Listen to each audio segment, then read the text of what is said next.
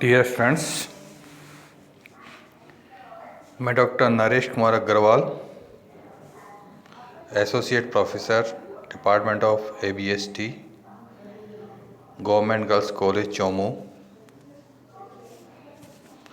आज हम contract costing इस चैप्टर में विशेषकर जब एक लेखा वर्ष के अंतर्गत हमारा ठेका पूरा हो जाए तो किस प्रकार से पुस्तकों में लेखा करते हैं। कॉन्ट्रैक्ट क्या है, कॉन्ट्रैक्ट कॉस्टिंग में किस प्रकार से प्रॉफिट एंड लॉस ज्ञात किया जाता है, कॉन्ट्रैक्ट अकाउंट के डेबिट साइड में कौन सी मदद लिखी जाएंगी, क्रेडिट साइड में कौन सी मदद लिखी जाएंगी, प्रॉफिट कैसे कैलकुलेट होगा, इसके बारे में आज हम लोग पढ़ने वाले हैं। सबसे पहले कॉन्ट्रैक्ट कॉस्टिंग में कॉन्ट्रैक्ट क्या है। हम सब लोगों ने इसका नाम जरूर सुना होगा कि कॉन्ट्रैक्ट पे काम कराना है हमें, यानी एक निश्चित मूल्य पर काम कराने वाला किसी अन्य व्यक्ति या एजेंसी से काम करवाता है। यानी दो पक्ष होंगे, एक काम कराने वाला और एक काम करने वाला। काम करने वाला ये ठेकेदार कहलाएगा, काम कराने वाला ये ठेकेदाता कहलाएगा। ठेकेदाता को कॉन्ट्रैक्टी और ठेकेदार को कॉन्ट्रैक्ट। यहाँ पर कॉन्ट्रैक्टी और कॉन्ट्रैक्ट के बीच में एक एग्रीमेंट होता है कि हम ये निश्चित कार्य इतने पैसे पर इतने समय पर, यानी कुछ शर्तें तय होगी, उन शर्तों पर वह काम पूरा करना पड़ता है। जो काम करने वाला व्यक्ति है वह उस काम को प्रॉफिट अर्न करने के लिए करता है कि कुछ लाभ होगा मुझे, तभी काम करता है। व्यवसाय का सामान्य सिद्धांत भी है, कोई भी काम करेंगे प्रॉफिट के उद्देश्य से ही करेंगे। हो सकता है तो नुकसान हो जाए, लेकिन हमारा जो पर्पज है वो पर्पज प्रॉफिट होगा। इस प्रॉफिट को कैलकुलेट कैसे करें हम, इसके लिए कॉन्ट्रैक्ट अकाउंट बनाते हैं, जिसके बारे में हम आगे पढ़ने वाले हैं। तो जो जैसा हमने उदाहरण दिया कि एक ठेकेदार बिल्डिंग बनाता है, तो बिल्डिंग बनवाने वाला दूसरे व्यक्ति होगा, बनाने वाला जो ऑनर होगा वो बनाने वाला है, और जो बना कर देगा वो ठेकेदार है। दोनों के बीच में जो समझौता हुआ है वो समझौते की शर्तों के अनुसार वह काम पूरा करके, और जो निर्धारित पैसा तय हुआ, राशि तय हुई है, कॉन्ट्रैक्टी उस कॉन्ट्रैक्टर को भुगतान करेगा। अब हमको ये देखना है कि लेखा पुस्तकों में लेखा कैसे करें हम। तो लेखा पुस्तकों में लेखा करने के लिए ठेके को हम 3 भागों में बांट सकते हैं। एक तो उसी वर्ष में लेखा, उस एक लेखा अवधि यानी उस वर्ष की लेखा अवधि में वो ठेका कार्य पूरा हो जाए। दूसरा, वर्ष के अंत तक वो ठेका कार्य हमारा अधूरा चल रहा है। और तीसरा, लगभग पूरा होने वाला हमारा ठेका।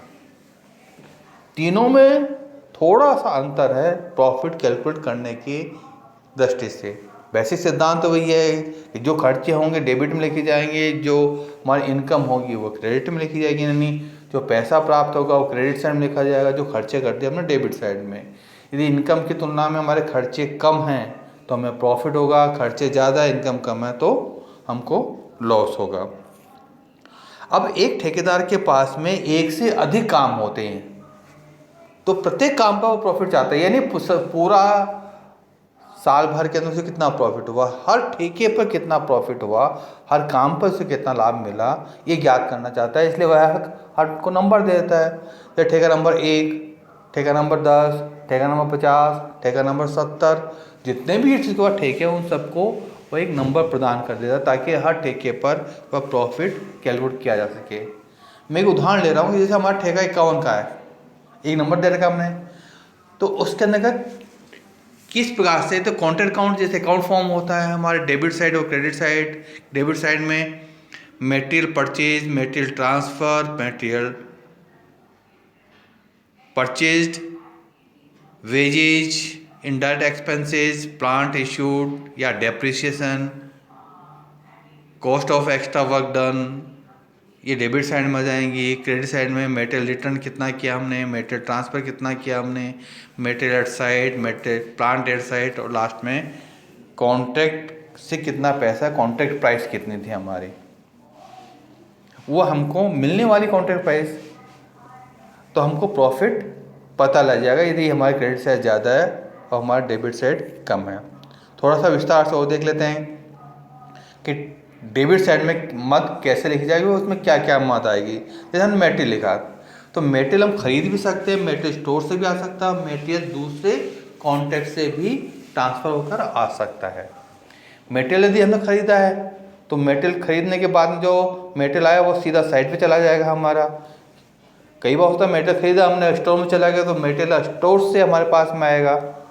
और कई बार ये भी होता है कि मेटेरियल तुरंत आवश्यकता है तो हम कहते हैं किसी दूसरे कॉन्ट्रैक्ट साइट से मंगा लो, तो वह मेटेरियल एक कॉन्ट्रैक्ट साइट से दूसरी कॉन्ट्रैक्ट साइट पर आ जाता है। तो हमारे पास आया है तो हम उसको डेबिट साइड में लिखेंगे। यानी मेटेरियल 3 तरीके से ये आ सकता है। जितने प्राइस का मेटेरियल है उसके प्राइस हमको लिखनी है, मेटेरियल परचेज जितने परचेज किया, मेटेरियल स्टोर से आया है तो स्टोर में कितना लागत आई है उसकी वो लागत लिखेंगे, और यदि दूसरे प्लांट से आया है तो दूसरे प्लांट से कॉस्टिंग कितनी है वह लिखेंगे। मेटेरियल ट्रांसफर होते समय तीनों की लागत हमें पता होगी।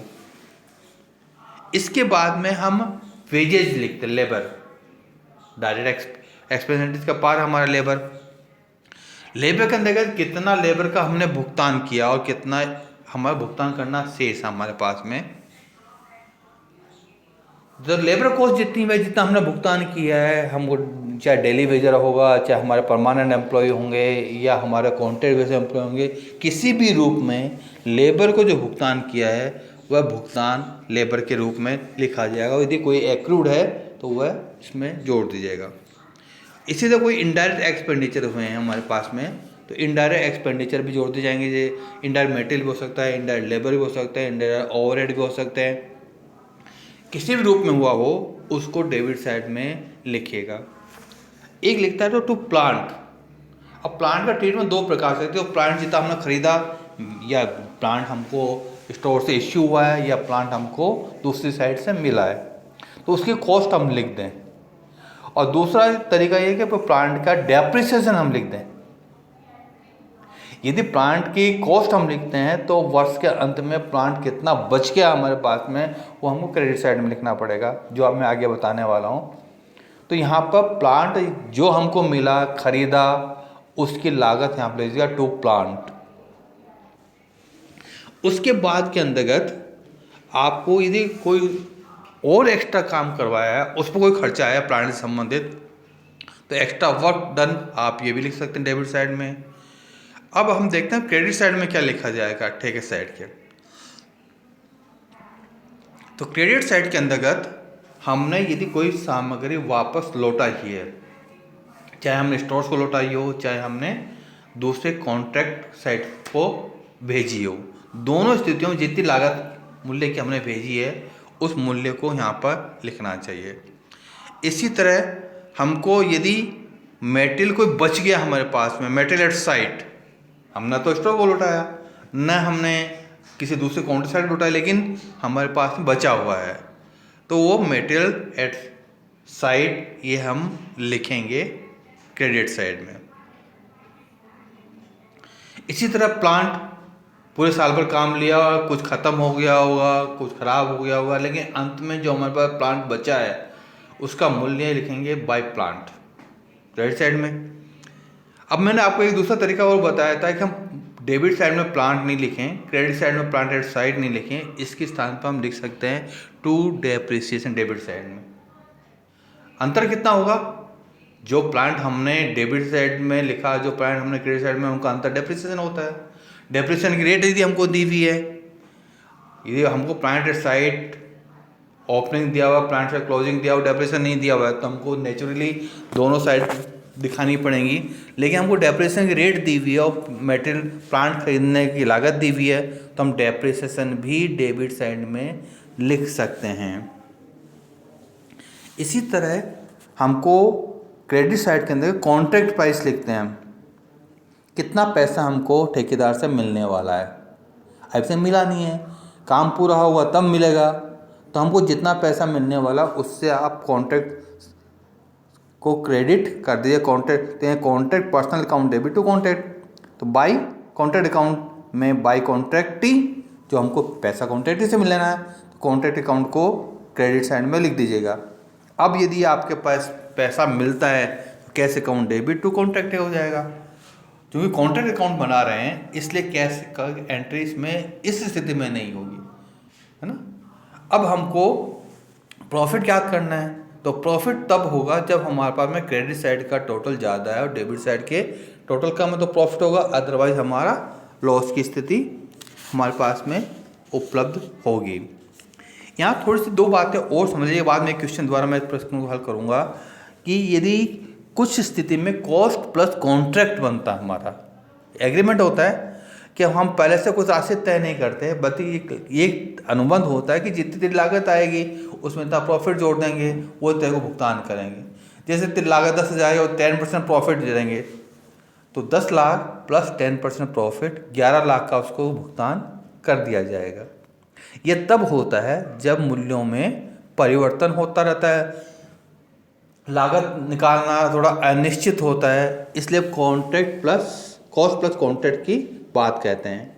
कई बार होता है कि मूल्य में परिवर्तन बहुत ज़्यादा होता है, तो ठेका कोई लेना नहीं चाहता, तो हम ये अनुबंध कर सकते हैं भी जो प्राइस होगी, चाहे मेटेरियल में कोई चेंजेस आएगा, चाहे लेबर में कोई चेंज आएगा, यदि मूल्य बढ़ते हैं तो हम लागत बढ़ने की अनुमति दे देंगे। जैसे कॉन्ट्रैक्ट 10 लाख का हुआ, बाद में पता लगा मेटेरियल तो हमारा लॉस बढ़ गया है, तो यदि क्लॉज हमारे पास में, तो मेटेरियल कॉस्ट जितनी बढ़ी है उससे हमारी कॉन्ट्रैक्ट प्राइस भी बढ़ जाएगी। अब हम एक क्वेश्चन के द्वारा इस क्वेश्चन को सॉल्व करते हैं ताकि हमको पता लग जाए कैसे हम प्रॉफिट कैलकुलेट करते हैं। तो मैंने एक क्वेश्चन लिया है जिसमें आपसे कहा गया है कि कॉन्ट्रैक्ट अकाउंट बनाइए और प्रॉफिट ज्ञात कीजिएगा। 31 मार्च 2012 को ठेका संख्या 68 ठेका संख्या 153 से संबंधित विवरण दिए हुए हैं। डेबिट साइड मेटेरियल परचेज दिया हुआ है, मेटेरियल इशूड दिया हुआ है, वेजेस दिया हुआ है, इलेक्ट्रिक फिटिंग दी हुई है, इनडायरेक्ट एक्सपेंसेस दिए हुए हैं, सब कॉन्ट्रैक्ट कॉस्ट दी हुई है। ये इन्फॉर्मेशन डेबिट क्रेडिट नहीं है। Extra work done 500, wages outstanding accrued 400, material side 2500, material return to store 1500, contract price including extra cost 90,000, plant issued 12,000। और कुछ सूचना आपको दी हुई है कि ठेके पर 15 जून 2011 को प्रारंभ हुआ, 31 मार्च 2012 को समाप्त, यानी एक लेखावधि में समाप्त हो चुका है। ठेके को प्लांट 1 जुलाई 2011 को निर्गमित किया गया। प्लांट पर हर आज 10% वार्षिक दर से लगाया जाता है। ठेकेदार के निर्देशों के अधीन 2,500 लागत सामग्री ठेका संख्या 156 से इस ठेके को ट्रांसफ़र की गई तथा 1,200 लागत सामग्री ठेके की संख्या 162 से स्थानांतरित की गई। अब देखिएगा कॉन्ट्रैक्ट बनाएंगे, कॉन्ट्रैक्ट अकाउंट, कॉन्ट्रैक्ट नंबर लिख दीजिएगा 153 है, for the year ending 31 March. Her contract के लिए अलग अलग कॉन्ट्रैक्ट बनाएंगे। अब जो इन्फॉर्मेशन दी होगा पहले वो लिख दीजिएगा। तो to material purchase 20,000, to material issued from stores ये 35,000 लिख देंगे। टू वेजेस अभी 10,000 लिख दीजिएगा। इलेक्ट्रिक फिटिंग 1500, इनडायरेक्ट एक्सपेंसेस 8,000, सब कॉन्ट्रैक्ट कॉस्ट 1500, ये डेबिट साइड में। क्रेडिट साइड में एक्स्ट्रा वर्क डन 500 रुपये डेबिट साइड में लिख जाएंगे। वेजेस आउटस्टैंडिंग 400 रुपये है, तो हमने जो वेजेस लिखी हुई है इसमें ऐड कर दिएगा, ऐड एक्रूड 400 रुपये, तो टोटल अमाउंट 10,400 हो जाएगी। मटेरियल साइड क्रेडिट साइड में लिखेंगे, material return, material at side 400 रुपये लिखेंगे, 2,500 सॉरी, मटेरियल एट साइड 2,500 दी हुई है। मटेरियल रिटर्न टू स्टोर 1500 लिख देंगे, मटेरियल रिटर्न टू स्टोर 1500 रुपये। अब जो सूचना हमें और दी हुई हैं वो भी लिख देते हैं। जैसे हमको दी हुई है प्लांट इशूड 12,000, तो टू प्लांट इशूड 12,000 लिख देंगे। आपसे क्या 10% डेप्रिसिएशन चार्ज करते हैं, तो 10% डेप्रिसिएशन चार्ज कर लीजिएगा।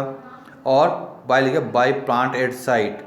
अब प्लांट एट साइट जब डेप्रिसिएशन आप चार्ज करते हैं तो आप देखिएगा प्लांट 1 जुलाई 2011 से 31 मार्च 2012 इन 9 महीने के लिए प्रयुक्त हुआ, तो 9 महीने का इंटरेस्ट निकालना है, डेप्रिसिएशन निकालना है, पूरे साल भर का नहीं। तो 9 महीने का डेप्रिसिएशन 900 रुपये होगा, तो 900 रुपये डेप्रिसिएशन कम कर दीजिएगा तो प्लांट एट साइड हो जाएगा 12,100 रुपये। तो हम क्रेडिट साइड में 12,100 रुपये, 11,900 रुपये कम कर देंगे 12,000 में, 11,100 रुपये प्लांट एट साइड के लिखेंगे। हमारा कॉन्ट्रैक्ट एग्रीमेंट हुआ 90,000 रुपये का, तो हम यहाँ पर लिखेंगे कॉन्ट्रैक्ट प्राइस बाई कॉन्ट्रैक्टी 90,000 रुपये से।